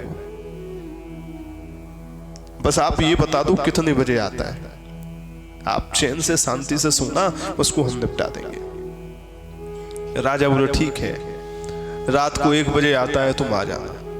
बोलो जय सिया राम। राजा आराम से लेट गए, मंत्री जी भी बाहर एकदम पहरेदारी पे खड़े हो गए। महाराज जैसे ही आदेश करेंगे, इशारा करेंगे, प्रेत को हम निपटा देंगे।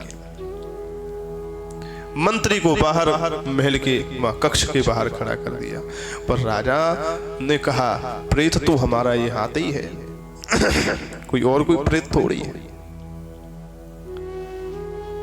बाबा यह मुर्दहूं को गांव, श्री कबीरदास जी कहते हैं ये संसार क्या है, मुर्दों का गांव है, मुर्दों का गांव है। उस दिन चर्चा चल रही थी, जीवत शब सम 14 प्राणी, जीवन लेकर के मनुष्य शरीर धारण करके भी जो राम राम नहीं कर रहा, भजन नहीं कर रहा, सेवा नहीं कर रहा, वो तो जीता हुआ भी मुर्दा ही है। इसलिए जैसे किसी मुर्दे के पास जाने पर, मुर्दे की यात्रा में जाने पर नहाना धोना पड़ता है ना वहां से आके, है ना, ऐसे ही कबीरदास जी कहते हैं भैया या संसार में तो सब मुर्दा ही मुर्दा ज्यादा भरे पड़े हैं, कहीं भी बैठो सब अपवित्र ही कर रहे हैं, मन को सब अपवित्र कर रहे हैं, सब भूत प्रेतों का गांव है। महाराज राजा ने कहा ये विमुख है, यही प्रेत है।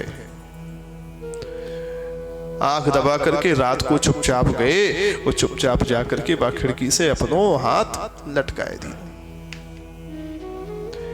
डारे पानी आनी, चुपचाप महाराज जो है हाथ लटका दी ना, और हाथ लटका करके बाहर से शोर मचाया। जैसे ही शोर मचाया आवाज आई, मंत्री ने ना देखा आओ ना देखा ताओ, अरे ये हाथ लटक रहा है, शोर हो रहा है, महाराज पता नहीं कब आज्ञा देंगे, मैं पहले आए निपटाई थी। बाने ना देखी कि महाराज बिस्तर पे है भी के ना है, वो सीधी गयो, वो जाकर के म्यान में से तलवार निकाली और सो काट डाली है। तुरंत वो जो हाथ था उसको काट दिया महाराज। जैसे ही हाथ काटा मंत्री बड़ा प्रसन्न हो गया, महाराज आज मैंने प्रेत को निपटा दिया, महाराज मेरे से बड़े प्रसन्न हो गए। हाथ को जैसे ही काटा, कट करके हाथ नीचे गिर गया, और जैसे ही सर घुमाया देखा तो महाराज बिस्तर पे नहीं है। अरे राम राम, महाराज कहाँ गए?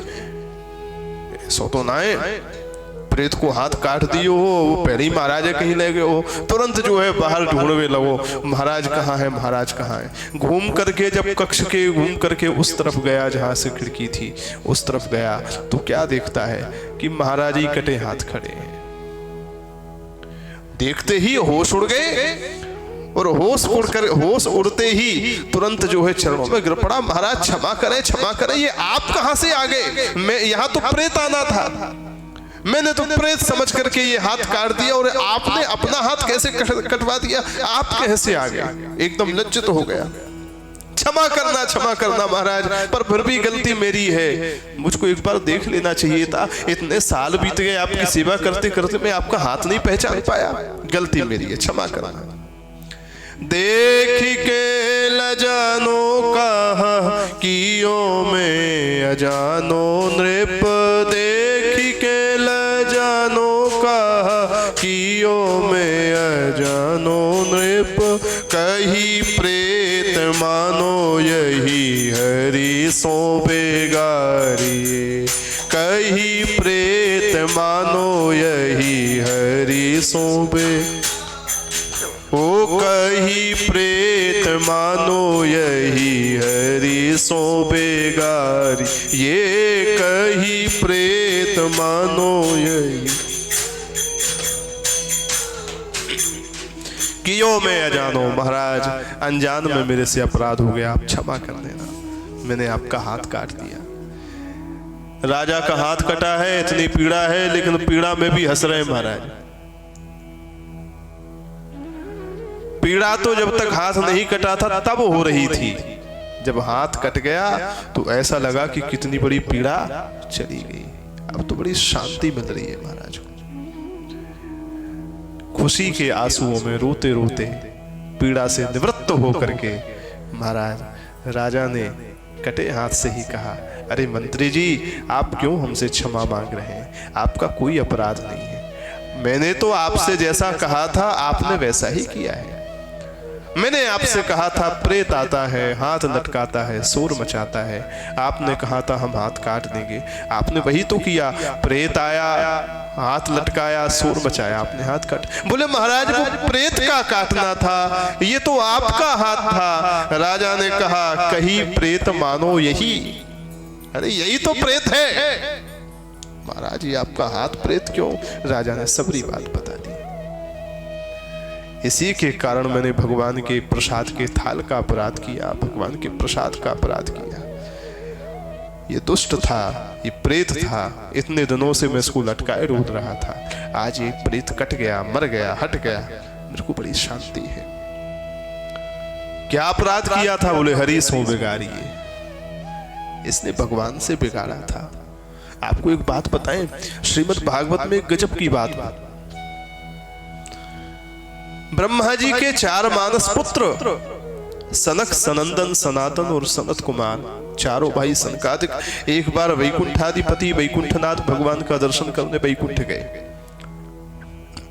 वैकुंठ गए तो वो प्रसंग आपने सब सुन रखा है, विस्तार से हम नहीं बताएंगे, संकेत करेंगे। भगवान के ही पार्षद जय और विजय ने बैत अड़ा करके डंडा लगा करके रोक दिया, आप भीतर नहीं जा सकते। सनकादिकों को क्रोध आ गया, 3 जन्म तुझ वचन प्रमाना, मुकथ न भय हते भगवाना। 3 जन्म असुर बनने का उनको शाप दिया। वही रावण, कुंभकर्ण, शिशुपाल, दंतवक्त्र और हिरण्याक्ष, हिरण्यकश्यपु बनकर के 3 जन्म तक आए, जय और विजय। और उसके बाद जब शाप दिया तो जय विजय चरणों में पड़ गए, महाराज क्षमा करना, हमसे गलती हो गई। सनकादिक का आशीर्वाद देने लगे, कोई बात नहीं, असुर बनोगे पर भगवान स्वयं तुम्हारा उद्धार करने आएंगे। तभी जब ये बहसा बहसी हो रही थी, रोक टोक हुई, बैत अड़ाना हुआ, ये सब काम हुआ और शाप हो गया और आशीर्वाद भी हो गया। इतने में ही ये सब बहसा बहसी की आवाज सुनकर के वैकुंठाधिपति नारायण अपना अंदर से कक्ष छोड़ करके बाहर आ गए। भैया दरवाजे पे का लड़ाई सी है रही है, जाकर के देखे तो सही। लक्ष्मी जी के साथ जब बाहर आए तो देखा सनकादिक खड़े हैं, सारी बात पता चली। भगवान ने सबसे पहले तो सनकादिकों को किया प्रणाम। संतों का आदर, ब्राह्मणों का आदर सबसे ज्यादा भगवान करते हैं। प्रणाम किया, सनकादिकों ने भगवान को प्रणाम किया, भगवान ने उनको प्रणाम किया। और सारी बात जब पता चली तो भगवान ने वहां संतों की और ब्राह्मणों की महिमा गाते हुए सनकादिकों से कहा है, आप सब ब्राह्मण हैं, आप सब संत हैं, आपके चरणों में तो ये नारायण न्योछावर है। मेरे सेवक जय और विजय ने जो अपराध किया है वो इन्होंने नहीं किया, वो अपराध मैंने ही किया है। भगवान कहते हैं प्रत्यापराधे सर्वत्र स्वामिनो दंडमिष्यते। ठाकुर जी का वचन है भागवत में। भगवान कहते हैं हमारा भक्त, हमारा सेवक अगर किसी का अपराध करता है तो जिसका अपराध किया है उसका अपराध भक्त ने नहीं किया, स्वयं मैंने ही किया है। क्योंकि अपने नौकर के द्वारा कोई गलती हो तो उसमें स्वामी की ही गलती मानी जाती है। हमारा पाला हुआ कुत्ता अगर किसी के घर में तांडव कराए, किसी को काटा है तो कुत्ता में तो 4 लट्ठे बजेंगे ही, पर साथ में तुमको भी सुनना पड़ेगा क्योंकि तुम्हारा है। बांध के क्यों नहीं रखते उसको? ऐसे कहेंगे ना। प्रत्यापराधे सर्वत्र स्वामिनो दंडमिष्यते।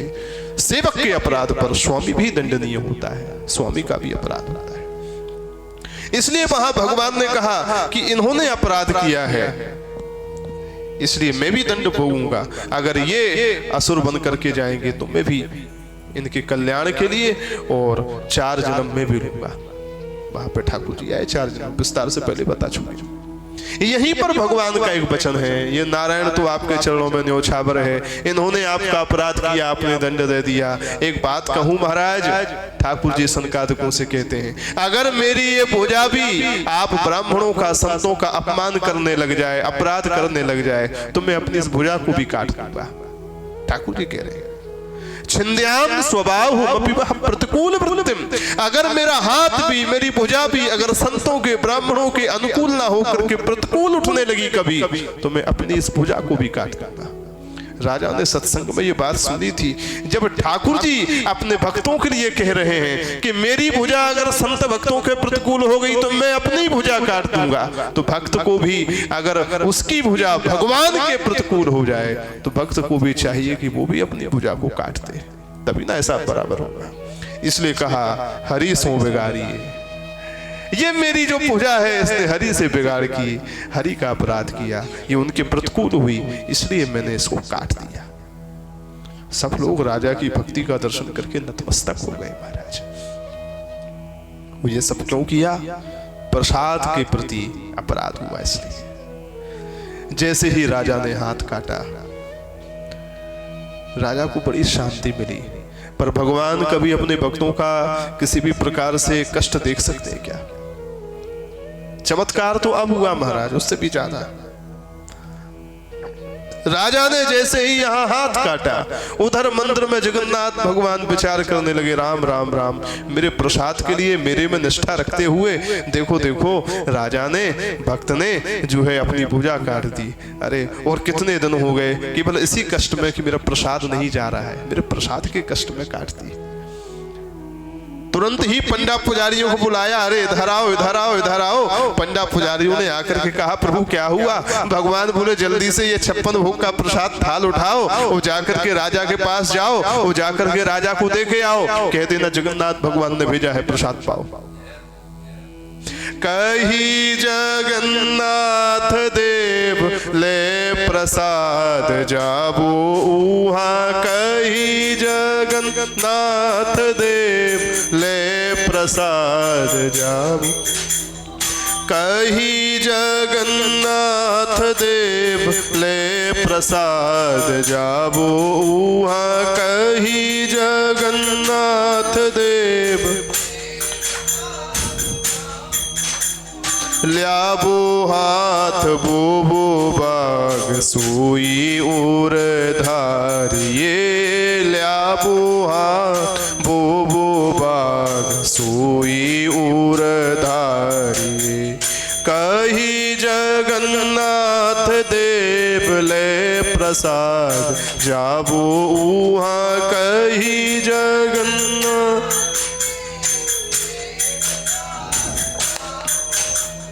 ठाकुर जी ने कहा थाल उठाओ लेकर के जाओ। और सुनो सुनो, केवल लेकर के जाना ही नहीं है, कुछ लेके आना भी है।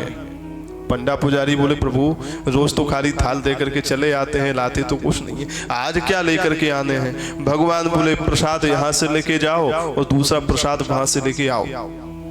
वहां से क्या प्रसाद लाना है? भगवान बोले ले आवो हाथ, जो कटा हुआ उस भगत राज का, मेरे भक्त का जो हाथ है, उस कटे हुए हाथ को ले आना। पंडा पुजारियों ने कहा प्रभु कटे हाथ का क्या करेंगे? लोग तो किसी शरीर के कटे हुए, गले हुए, सड़े हुए अंग को अगर कहीं दिख जाए तो फेंक देते हैं, इतनी गंध आती, आप क्या करेंगे उसका? भगवान बोले वो कटा हुआ हाथ लेकर के आना, और मेरी जो बगिया है ना फूलों की, बस फूलों की बगिया में नीचे जमीन में गाड़ देना एक जगह। उससे क्या होगा? भगवान बोले वो कटा हुआ हाथ बीज का काम करेगा, उसी में से एक दोने का पौधा निकलेगा, वृक्ष निकलेगा, और भविष्य में जब वो बड़ा हो जाएगा तो उस दोनों की फूलों से, दोनों को पत्तियों से माला बनेगी, और वो माला मैं स्वयं कंठ में धारण करूंगा।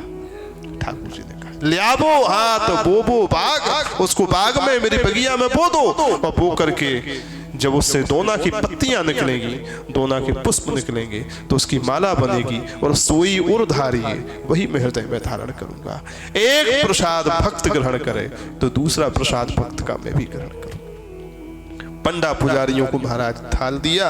पंडा पुजारी चले तहां धाई, दौड़ करके गए महाराज प्रसाद लेकर के। पंडा जी वो जब दौड़ करके गए तो राजा ने जैसे ही देखा कि इतने दिन बीत गए और जो है प्रसाद आ रहा है, प्रसन्न हो गए। पंडा भी आवाज लगाते हुए राजन आज आपका सौभाग्य उदय हो गया, देखो साक्षात भगवान ने आज्ञा देकर के आपके लिए प्रसाद भेजा है। प्रसन्न होकर के पंडा दौड़े दौड़े आ रहे हैं। राजा ने जैसे ही ये सुना तो प्रसन्न हो गए, तुरंत भगवान का प्रसाद लेने के लिए राजा भी यहाँ से दौड़े। वो जैसे ही दौड़े तो दौड़ करके महाराज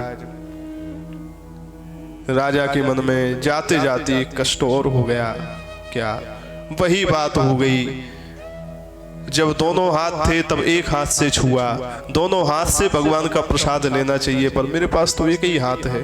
दोनों हाथ होते तो दोनों हाथों से भगवान के प्रसाद का आदर करता। जैसे ही ये भाव आया, महाराज बढ़ाया हाथ एक, तब तक दूसरा अपने आप निकल आया और दोनों हाथों से भगवान जगन्नाथ के प्रसाद के थाल को राजा ने ग्रहण कर लिया। महाराज आगे मिलो, जैसे ही प्रसाद लेने के लिए आगे बढ़े, बोले आई हाथ वापस आ गया।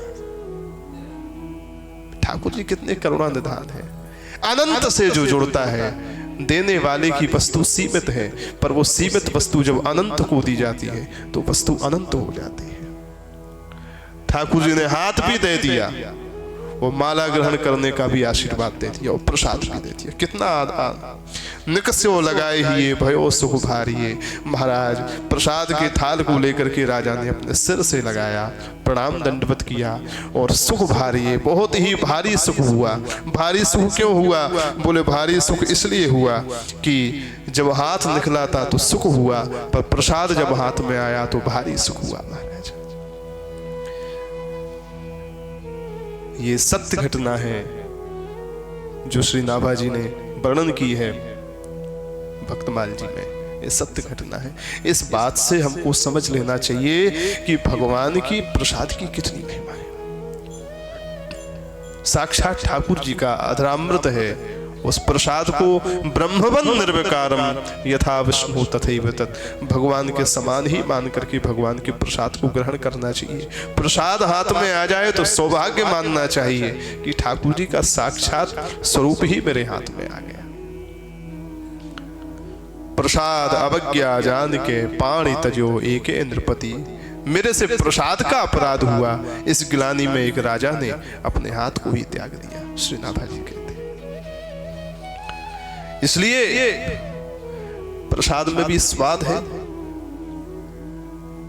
अब जरा विचार करें, एक संत थे, राधा वल्लभी संत थे, राधा वल्लभ जी के उपासक थे वृंदावन के। सूर थे बाबा, दिखाई नहीं देता था, तो उनका नियम था हम राधा वल्लभ जी का ही प्रसाद पाएंगे और किसी का नहीं। नियम था ऐसा। वैसे ऐसा हट नहीं करना चाहिए, सब ठाकुर जी एक ही हैं, लेकिन भावना बहुत उत्कृष्ट कोटि की हो तो वो भी उन लोगों के लिए पालन हो सकती है। हम सर्वसाधारण के लिए इन नियमों में बंधना मुश्किल है। पर उनका नियम था कि हम केवल राधा वल्लभ जी का ही। ऐसी भी इष्ट उपासना होती। हमारे विजय राघव मंदिर में ये नियम आज भी है। अयोध्या में हमारे विजय राघव मंदिर में जो तीर्थ जो चरणामृत मिलता है ना, तो वहां के जो पुजारी हैं जो श्री विजय राघव सरकार की सेवा करते हैं, वो जो है केवल विजय राघव सरकार का ही तीर्थ लेते हैं, अन्य किसी भी ठाकुर जी का नहीं लेते, अपनी ही परंपरा में। जबकि ऐसा भी नहीं कि किसी अन्य परंपरा की छोड़ो, रामानुजी परंपरा में होने के बाद भी अन्य किसी रामानुजी वैष्णव मंदिर का तीर्थ प्रसाद वो नहीं लेंगे, केवल विजय राघव का ही लेंगे। क्यों? क्योंकि उनके आचार्यों के द्वारा वो नियम और वो परंपरा चली आ रही है। उसमें उनका एक सात्विक भाव है। सात्विक भाव क्या है?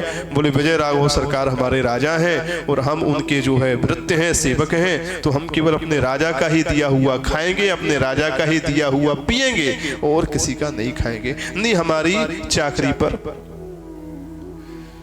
बट्टा लगेगा और हमारे राजा को भी अच्छा नहीं लगेगा। वो उनका भाव है। तो भाव दृष्टि से ठीक है, पर शास्त्र की दृष्टि से देखें तो सबका प्रसाद, सब ठाकुर ठाकुर एक।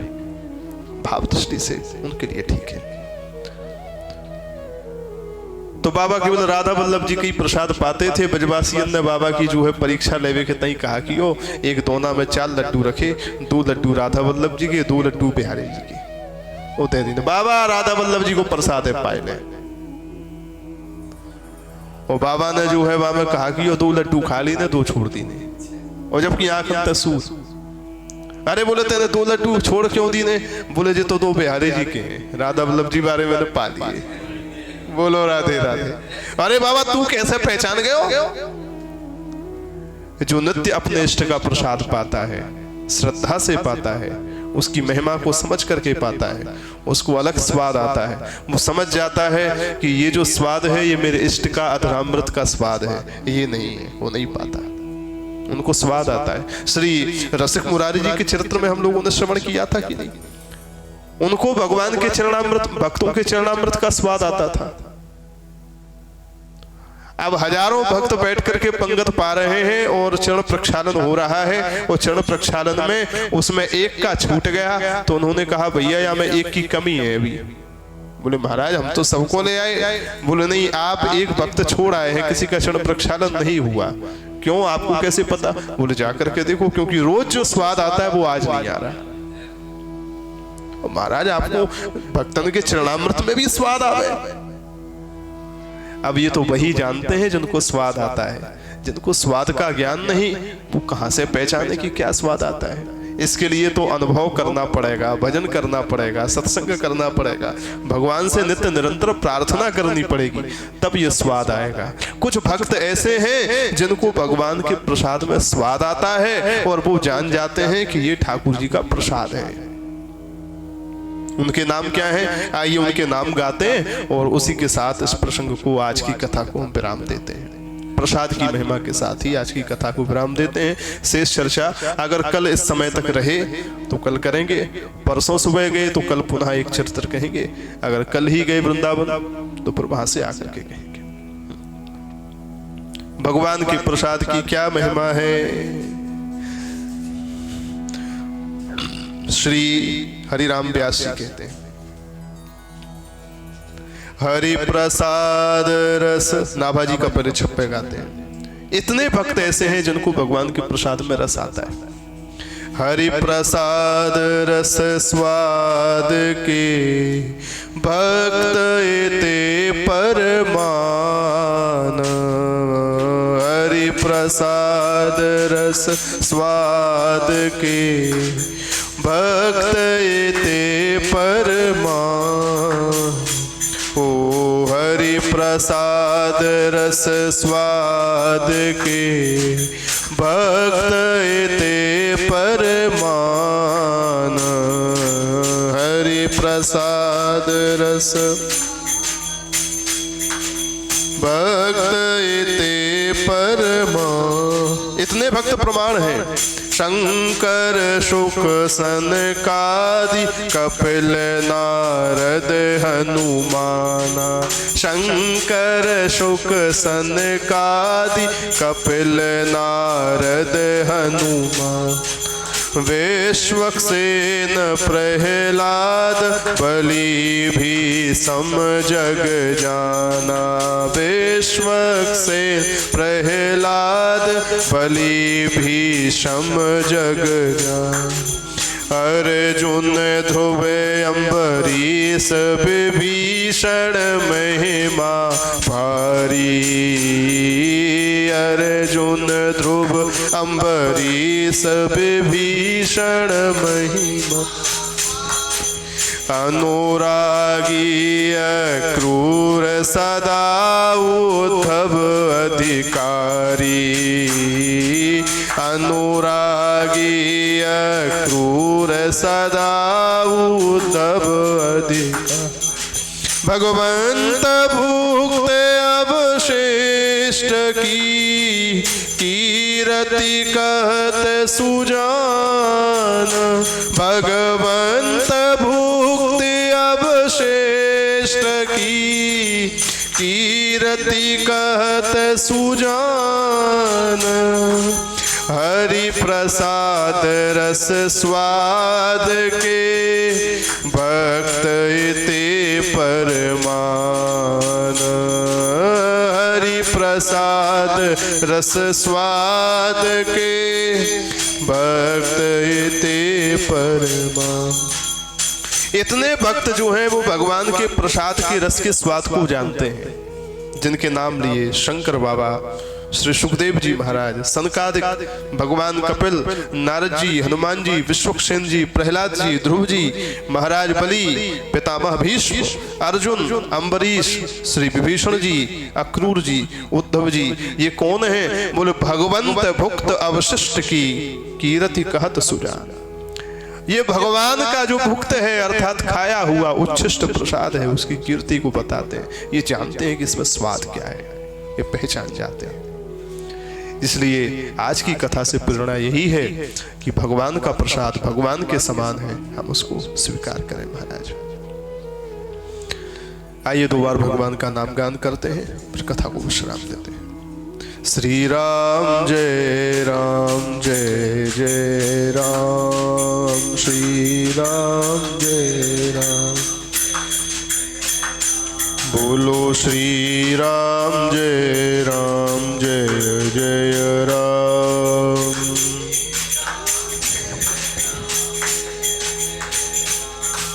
श्री राम जय राम जय जय राम, श्री राम। श्री राम जय राम जय जय राम।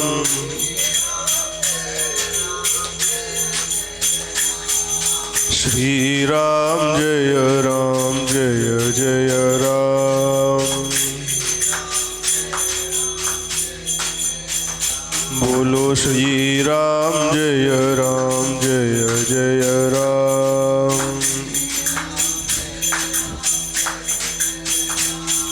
श्री राम जय राम जय जय राम, श्री राम जय राम जय जय राम, श्री राम।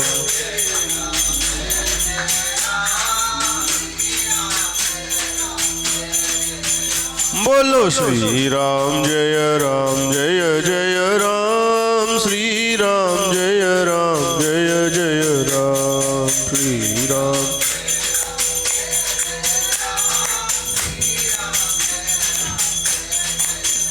बोलो श्री राम जय राम जय जय राम।